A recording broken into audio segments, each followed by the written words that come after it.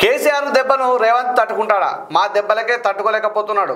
V6 వెలుగు ఇంటర్వ్యూలో BRS MLA Harish అట కేసీఆర్ ఖచ్చితంగా ప్రజాక్షేత్రంలో వస్తారు. ఇన్నాళ్ళు ప్రభుత్వానికి టైం ఇచ్చారు, అన్ని నిశ్చితంగా పరిశీలించారు. ప్రతిపక్షంలో ఉంటే ప్రజల దగ్గర అవుతాం, పరిణతి వస్తుంది. కేసీఆర్ ఉన్నంత వరకు ఆయనే మా లీడర్, పార్టీ లైన్ మేరకే పనిచేస్తాం, పార్టీ ఏం చెప్తా చేస్తామని హరీష్ రావు గారు మాట్లాడుతూ ఉన్నారు.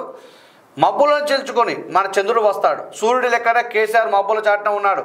ఆయన మళ్ళీ సీఎం అవుతాడు. కేటీఆర్ ఐదేళ్లకు రేవంత్ రెడ్డి ఢిల్లీకి వెళ్ళి కాంగ్రెస్ గుండుసున్నా తెచ్చిండు.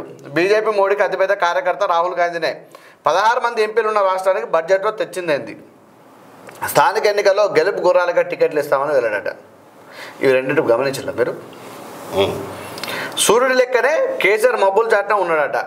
అయితే ఇక్కడ గమనించవచ్చు, సూర్యుడు అంటే మబ్బుల చాటున సూర్యుడు ఉన్నాడు, కానీ సాయంత్రం అయినాక సూర్యుడు అస్తమిస్తాడు కదా, మళ్ళీ చంద్రుడు వస్తాడు.